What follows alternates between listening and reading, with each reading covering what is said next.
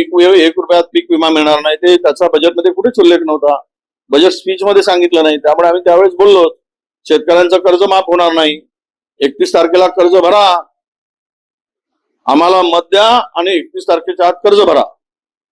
पीक विमा मिळणार नाही, शेतकऱ्या तू मेलास तरी बेहतर, आम्हाला त्याची काळजी नाही. फक्त आम्ही शेतकऱ्या तुझी फसवतो, तुला फसवणूक करतो, तू आम्हाला मत दे, तुझ्या मतावर आम्ही खुर्ची उभवतो आणि खुर्ची मिळाली की तुझ्याशी बेईमानी करतो. हे नवीन सूत्र महाराष्ट्रामध्ये सत्ताधाऱ्याकडून लागू झालेलं आहे आणि त्याचाच परिणाम आहे की 1 रुपयामध्ये गाजावाजा करून आणलेली पीक विमा योजना बंद करणं, शेतकऱ्याला कर्जमुक्त करणं, शेतकऱ्याला कर्जमुक्त करण्यापासून गुंजाव करणं आणि हमीभाव म्हणून बोमा मारून दीडपट देतो म्हणून शेतकऱ्यांची फसवणूक करून लूट करणं आणि व्यापाऱ्याच्या संगणमतानं शेतकऱ्याला खड्ड्यात घालणं हे सगळं राज्यामध्ये सुरू आहे.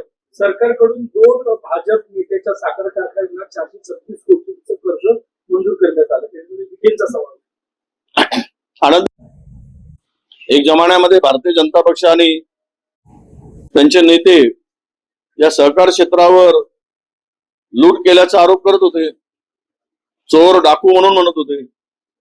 आता चोर डाकू सत्तेत आले की ते साधू संत झालेत, त्यांच्यावर उधळण मोठ्या प्रमाणात सुरू असेल तर राज्य योग्य दिशेनं नेत आहे. हे महाराष्ट्रातील जनता